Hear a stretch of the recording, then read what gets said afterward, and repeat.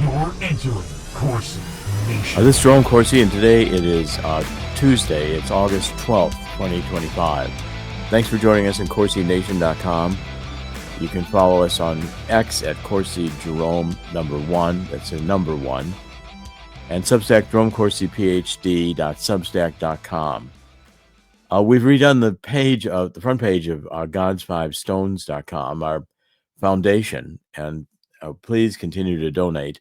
We're now going into the ActBlue, and we're doing a great deal to expose this scheme of the Democrats to open the border in order to get the child sex trade going, as well as the stolen elections, and the political corruption from ActBlue is enormous. What the Democrats are doing, what we're doing, and the Obama coup d'etat, these are all now hot topics, and child and sex exploitation.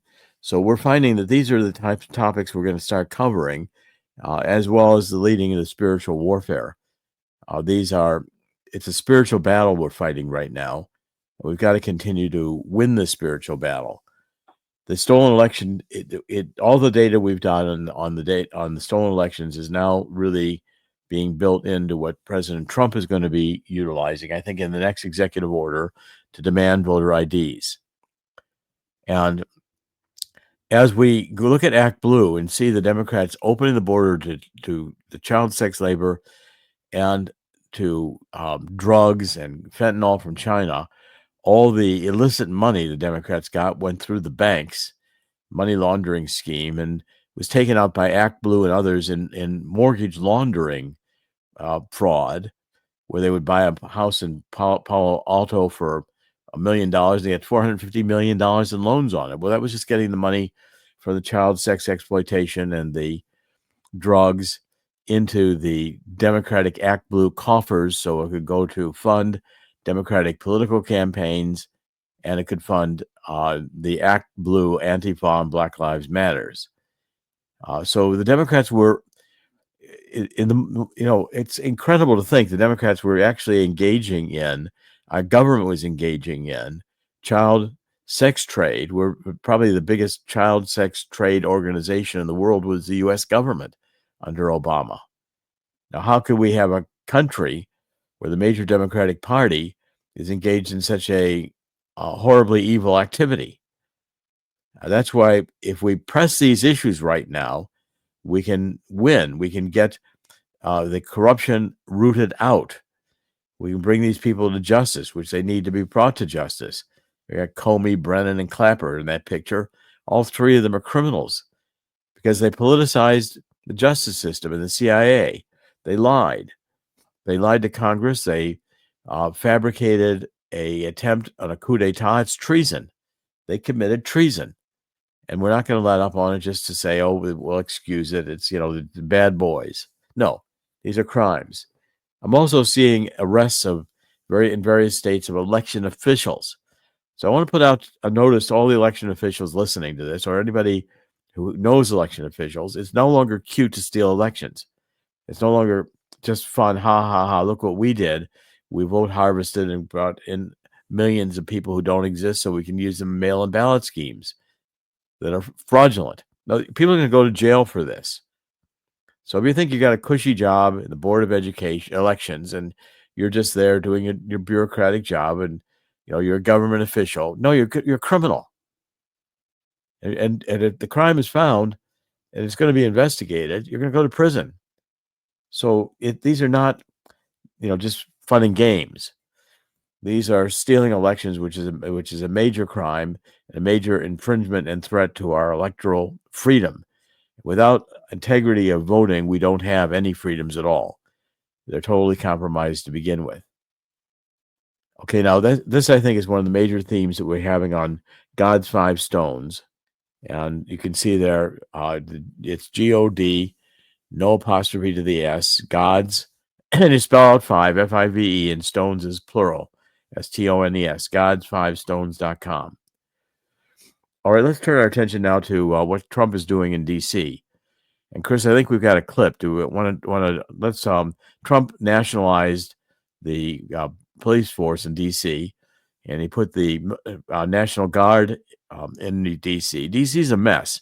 Homicide rates are off the charts, and the Democrats, it's a totally failed Democratic city. I think we're in for a federal takeover of about a dozen cities would do us a good deal to clean them up and root out this Democratic corruption.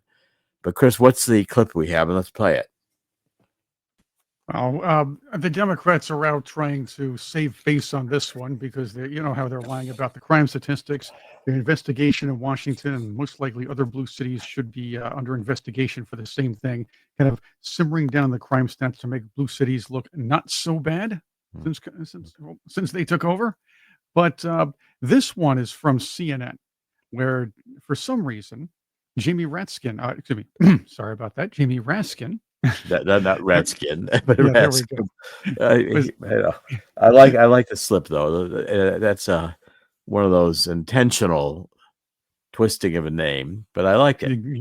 Yeah, well, it seems to work, right? Well, apparently, Redskin, yeah, okay. he was asked by one of the CNN news bunnies about the crime problem, and Jamie Raskin had a very interesting but typical answer. Let's hear it. But people don't always feel the statistics, right? Do you, as someone who works in the District of Columbia, you drive through it all the time, you know a lot of people who live here all the time, do you feel like crime is down in DC compared to other more recent years? Well, definitely when you compare it to other periods in the history of Washington D.C. when there was very serious spikes in crime and it felt really dangerous to go out. But look, I agree. You can't feel safe enough, especially these days. The question is who you trust to promote your security and public safety. Is it the mayor and the council and the people who actually report to people who live there? Or do you trust Donald Trump to do that? Because, his attention span is like, 32 seconds. And then he's going to be off to talking about the tariffs, or he's going to be off and talking about something in Los Angeles or whatever. I mean, you've got to trust the local officials to do this. And, there's something that's very fraudulent about what's taking place. He also. Okay, that's enough of that. I mean, you see that the Democrats are just in denial. And the Democrats in denial is not going to win this battle because people know these cities are not safe. And they're becoming more dangerous. New York is becoming more dangerous. Without any effective law enforcement, defund the police is a bad idea. Of course, almost every idea the Democrats have is a bad idea. Well, think about this. Raskin does ask a poignant question. He says, "Should you?" Again, he's acting like Donald Trump would be the guy making all the decisions, which is phony. He even announced yesterday he's going to put a team together, and then his argument is, well, he's going to worry about other issues too. Well, gee, that's what a president does, Jamie.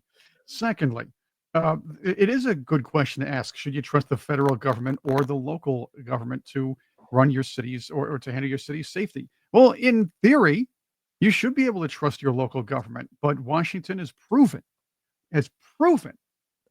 that it just couldn't handle the job, and all these other blue cities are the same way. And by the way, I like the fact that the mayor's name is Mayor Bowser, so I can call the administration there the Bowser administration. So I'm thinking John Bauman could probably do some pretty cool stuff at the end with the Shana Na stuff. Yeah, really. I mean, it's this stuff. It is funny. I mean, you have to make a joke of it, but it's pathetic, actually. But you should be able to trust your local, your mayor and your local government, who is in tune with the community. But they're not. They're not doing that. They're not keeping anybody safe. Okay, now I want to switch over to some of these books on I want people to realize how much this Russiagate. There's a book by Michael Isikoff and David Korn, two very, very far left guys. And of course, the picture was Trump and Putin and Manafort, and I'm not sure who the other one was in there, but the whole idea was that Trump was working with Putin. Russian roulette, the inside story of Putin's war in America and the election of Donald Trump. Okay, so the whole theme here, this is a book, I've got a pile of them. The James Comey, A Higher Loyalty, Truth, Loyalty, and Leadership. That's going to be fun. Or Andrew Weissman, you know, where the law ends inside the Mueller investigation. Weissman was the guy who ran the investigation. Mueller sure that it didn't. And all these books, you know, just read any section of them. So Isikoff says,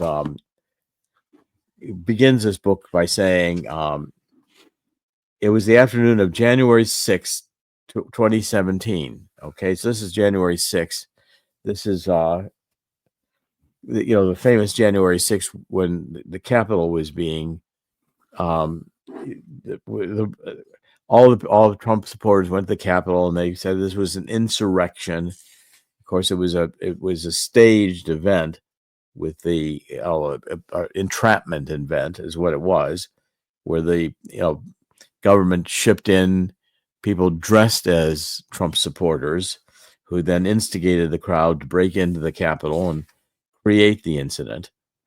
So it was the afternoon of January 6th, and for 2 hours, the president-elect sat in a conference room at Trump Tower and listened to the leaders of the U.S. intelligence community brief him. Now, I'm just trying to think about that. January 6th, 2007. No, that's not January. That's 2020 was that January 6th. This is the first election, and Trump was not yet in the White House. This is the transition. So the U.S. intelligence community came to meet him this day on January 6, 2017, and they brought with them their report that concluded the Russian government had mounted a massive covert influence campaign aimed at disrupting the country's political system and electing him president of the United States. Okay, so now you've got Comey and Brennan and Clapper and Michael and Mike Admiral Mike Rogers, who was in fact the director right then of the NSA. John Brennan, head of the CIA, Clapper, director of national intelligence. Okay, and they're all sitting there giving Trump this report saying that Russia had a covert operation to elect him president, and then Brennan, Clapper, and Rogers leave, and then Comey hands Trump a 2-page synopsis of the Steele dossier. But listen to how these guys write it up. It's a 2-page synopsis of reports prepared by a former British spy alleging that Trump and his campaign had actively collaborated with Moscow.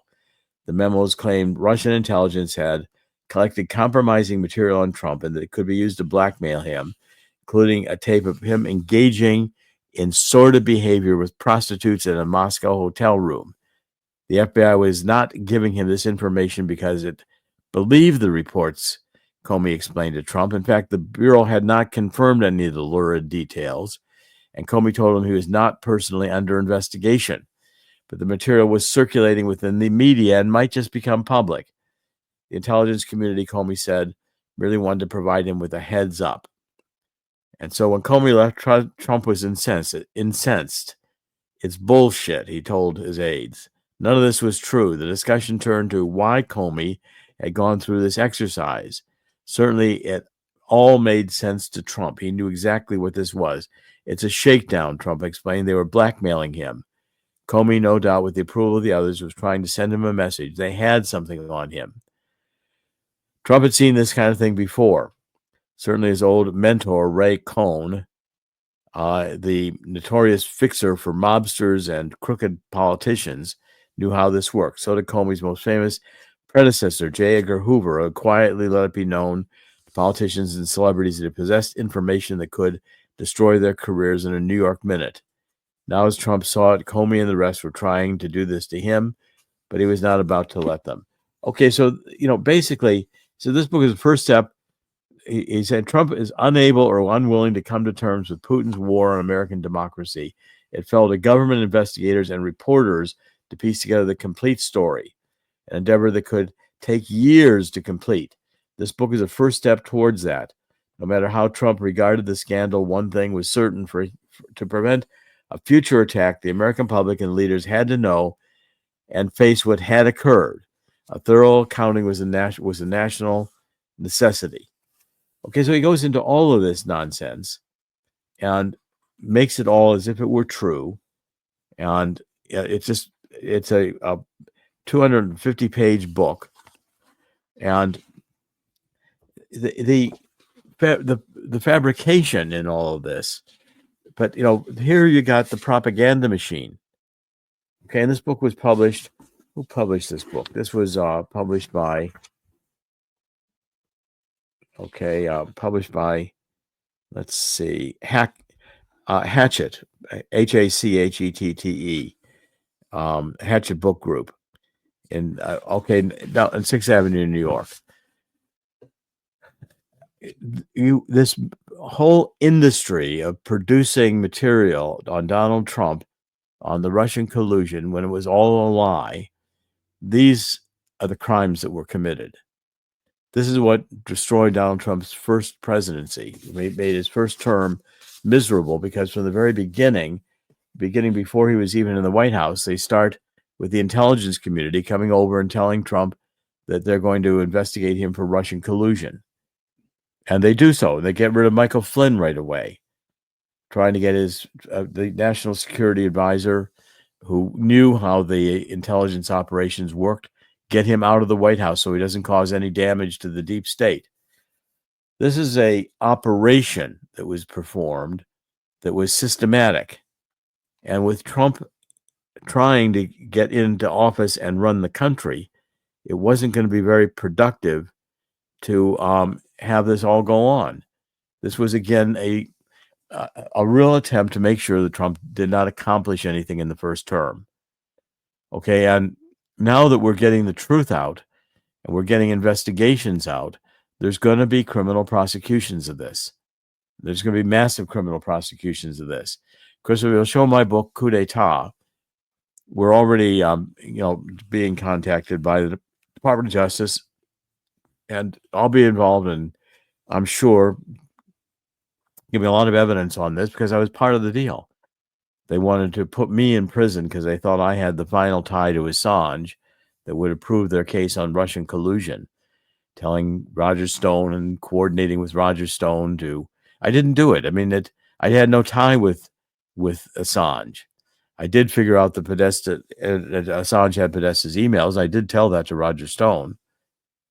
But again, the coup d'etat was this mountain of lies that were fabricated, and yet, now we're finding from the memos that from the very beginning, Obama knew that these were lies, and yet went forward with the lies as if they were true. This is one of the most scandalous issues and cases in American history, and I'm finding that it's completely disgraceful that we had to go through this. But the bottom line is that we're now going to have justice.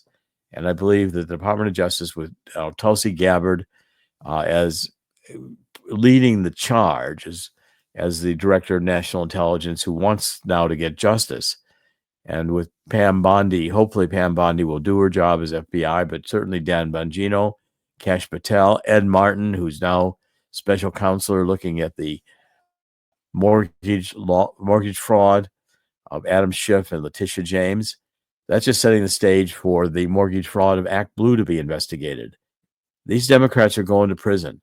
They've corrupted elections with algorithms being put in these databases that can be used to steal elections. I think if we get an honest election, half the Democrats in Congress will be gone.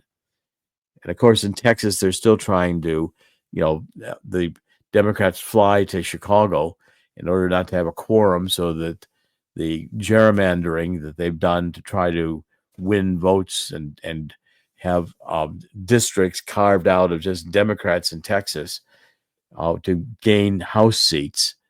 That the Democratic Congress wants to do that in Texas, they're now could be arrested and charged with crimes themselves. The illegality of the Democratic Party is just insane. The Democratic Party went to be a communist party, and now it's turned into a criminal, treasonous party. And America is saying, basically, who needs it? Transgenderism and all the rest of it, who needs it? We don't need this wind and solar power. They're going to do nothing. They can't power cities. Electric cars burn up. We don't have enough charging stations. They don't work. None of the Democratic ideas worked. but they were designed not to work. That's the hard thing to get through our heads. They were designed not to work. They were meant to fail. And, when you talk about Comey and a higher loyalty, what's his higher loyalty? His higher loyalty is to getting Donald Trump out of office. That's what it is. When Donald Trump, his book and the cover, when Donald Trump fired FBI Director James Comey on May 9th, 2014, it ignited a political firestorm. In this highly anticipated book, James Comey writes for the first time about his role in the historic 2016 election. As his readers will learn, that campaign was far from the first time Comey had been put to the test. Okay, so he's offering insight into that. His job was to rise above and do the right thing, even if it meant lying about President Trump. It's just, remarkable to me how these books were published, how they were lying, and how they were touted and by the media for since 2016. All we've had from the left is Russia collusion, Russia collusion, Russia collusion. Okay, now I think we're finally getting some breakthroughs, though. It looks like Trump is going to meet with Putin in Alaska. I think they've really already made the deal. I think the deal is going to be Putin will give back some territory, and Ukraine is going to cede the territory around Donbass and Crimea. That's the only real solution here. And the Europeans are going to scream and holler and say, oh, self-determination. Zelensky's going to stamp his little feet and say, oh, we can't do this. We have to keep fighting. No, you don't have to keep fighting. Take a nuclear war to get Russia out of its positions in Ukraine right now. Ukraine lost the war.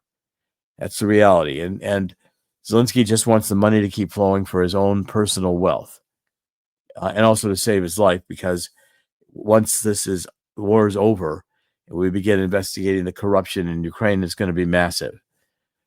Europeans themselves, I think, are increasingly divided.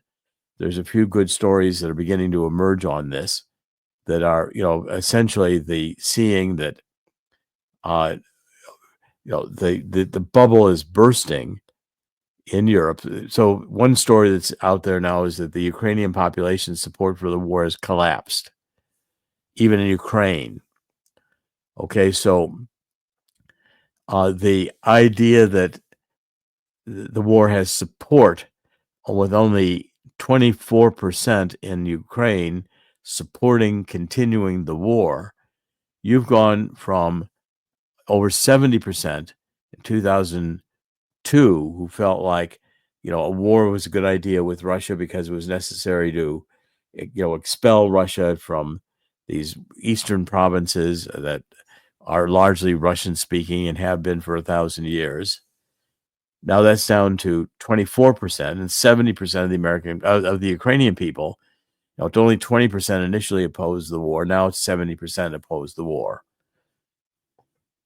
That's a major shift, and it's one that indicates that, essentially, you don't have a united Ukraine. Once the Ukraine's down to putting the mentally incapacitated in the front lines.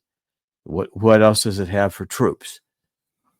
Okay, so, and also you're finding among the Europeans in NATO that a number of the countries like Poland and others do not want to continue the war. Certainly Hungary does not want to continue the war. It's really France and Germany that want to continue the war, and they see profits if they can get back into the war, making arms for the war. They're looking at the dollar signs. European Union is going to collapse, and it can't collapse fast enough for me. We are ourselves in a precarious economic situation. We're keeping the economy going because this big bill continued spending, but it can't continue forever. We're finding that, again, I'm stressing to everyone that the dollar is now at $3,300. Gold is at $3,360 an ounce. That's almost double what it was when I was talking about this to begin with, just about a couple of years ago, when gold was about $1,800 an ounce. Silver's at $38 an ounce. Now, if you go to Swiss America, and Chris will show you the site, I want especially to focus on this offer we have for the Walking Liberty $50. It's a first-time offer for new customers, but you can fill out the form, and you can get up to 250 of these coins, which are about 99% silver. There's the form. Just fill it out on the website and send it in. You can then become a customer of Swiss America, start talking with them about gold and silver. And by the way, investing in silver is a lot more affordable than investing in gold. And it's going to appreciate and has appreciated considerably because it's at a lower price. Its appreciation could double more quickly. You go at $40 an ounce, you go to $80 an ounce a lot faster than gold is going to go to from $3,300 an ounce to $6,600 an ounce. But I think by the end of the year, gold is going to be edging toward $4,000 an ounce. Once we get through the summer and get back into hitting towards the winter, we're going to face the cold spells. And that's going to mean the pressure on oil is going to be intense. And Europe is again not recovered from all the sanctions they imposed on Russia. And Europe is cut off from Russian oil, which means that Europe, which is also going to this net zero, continuing to pursue this net zero policies, is in for a major economic crisis. And so therefore, I'm solidly recommending that you talk to Swiss America because, again, why wait? You've got an opportunity here to get gold and silver while yet they are certainly silver affordable. Okay, I want to go to Climate Depot. We haven't talked about the climate in a while. And Mark Morano is, again, I think, really now being vindicated. The top headline is there's no decline in Arctic sea ice, no long-term trend since 2007. This is in the Geophysical Research Letters. And so you're seeing that the whole idea of global warming is not validated in the data, never was, nor in the science. Okay, so, the whole idea of supporting net zero and going off of hydrocarbon fuels is part of the depopulationist agenda. That's the only reason why this has been gained any steam at all. It's because the underlying idea is there's too many people. So, for instance, the climate, you've got in Sweden even, they're saying the climate scam implosion is spreading to Europe. The EU is rolling back its European Green Deal with deregulation. So climate leaders, Sweden is backtracking on its climate goals. Now, if even Sweden is retreating from its net zero goals, you're finding that across the world, the scam has been exposed and is now in retreat. You won't be hearing very much more about climate change, I don't think, in the future here. Okay, one or two other points that I think are worth commenting on. And Chris, I'm going to ask you to come back on. I want to talk about the Middle East for a minute and what's going on in Ukraine. But a Democratic whistleblower has now warned that the FBI that Adam Schiff authorized leaking classified information to destroy Trump during the Russian collusion hoax, and that Swalwell also played a role. Now, this is important because of this, according to newly declassified FBI 302 interview reports that have been obtained by news sources, you're finding that an intel officer who worked on the House Intelligence Committee repeatedly told the FBI that Schiff authorized leaking classified information to destroy Trump during the Russiagate hoax. Eric Swalwell, Representative Swalwell, is the likely source of the classified leaks. Chris, what do you think of that? Well, he's been a source of leaks for quite a little while. Some of those inadvertent, as you know, as far as Yeah. the past is concerned. But I'm not surprised. The idea for the left has always been to obstruct Donald Trump's presidency at all costs. There are main reasons for that. One of them is because, as Rothschild said recently, he's destroying the new world order. And the deep state won't have that. So they need their agents out there thinking they're protected. The problem is, at this point, a lot of these people, the deep staters, we can go down this deep state road and how they're going to push off a few sacrificial lambs over these investigations. But there's these allegations about Adam Schiff leaking or approving leaks to target Donald Trump. Well, the fact is, it's true. It must be true because he's been trying as hard as he was at the forefront of trying to destroy Donald Trump's presidency from day one. He was at the forefront, and it wasn't all words like Maxine Waters. This guy had the power to do it. This guy has the influence. Well, and now I think you're going to find that these Democrats are going to understand that it's no longer just clever and cute and fun. That they're going to find the pressure of real crimes that are being investigated, and I believe they'll be indicted. I think we're going to see top people indicted, and I'm going to submit an article today on what I think is the real story behind why Obama was so intent on creating and manufacturing this Russian collusion hoax. I think Obama felt like he could make sure that neither Hillary nor Trump were elected in 2016, have them both be accused of Russian collusion or some other crimes. Mm-hmm. And then he'd extend his presidency for 2 years. And I'm going to publish that story, or try to publish that story, the next 48 hours. And it's information that we've gotten from Boris, and which we're going to go live with. So I'm going to get out there now and get that published. We're going to go with a lot more deep information that we've had for a long time about what the real motives were here, so we can get to the bottom of this and really begin to bring justice to the people who were the criminals involved. Well, remember this whole Russiagate scandal and this whole idea of Russian collusion took the eyes off of the Obama administration spying on Donald Trump's campaign. Right. So that's another thing that people tend to forget. Yeah, or Hillary Clinton's email server. Yes. And it ties to the Clinton Foundation. Okay, I want to end with this last story. In the Gaza Strip, Israel now is pounding Hamas, and I'm pleased to see it happen. We get rid of Hamas out of Gaza will eliminate one of the major sources of tension in the Middle East. Hamas is, of course, a terror organization funded by Iran.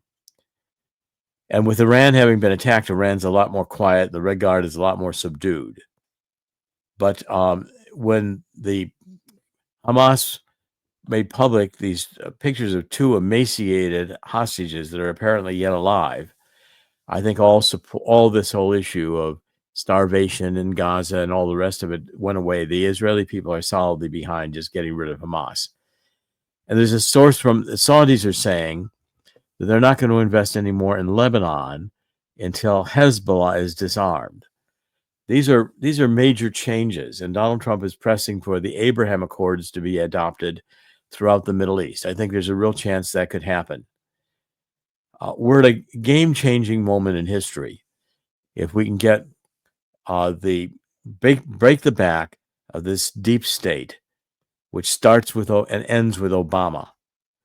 And Clinton and Clapper and Brennan, this whole group of people, Comey, and we get them prosecuted and take these agencies and gut them, start over again. Move the entire federal bureaucracy to Death Valley and see how many of the bureaucrats want to keep their jobs. Give them all the solar and wind they want, electric vehicles. They can run around with those in the Mojave Desert. They want to keep their jobs. The point is, the deep state has gotten too powerful. We're finding that depopulation is a possibility. It's a reality now when you have all the things we've been faced with in the last few years. And dealing with a population that could go to 10 billion people, we're going to have to return to some fundamental principles, because the deep state will only seek to kill these people and destroy life. That's not God's purpose. God in the Bible doesn't say go forth and depopulate. It's go forth and multiply and prosper. So in the end, God's going to win. God always wins in the end. God's going to win here too. But I'm imploring everyone to join me in the spirit of 2 Chronicles 7:14. Let's get on our knees and let's ask God to forgive us for letting this insanity get to this point. It's Dr. Jerome Corsi. Today is Tuesday, August 12th, 2025. CorsiNation.com. We're doing podcasts every day. We'll be back tomorrow. Thank you. God bless.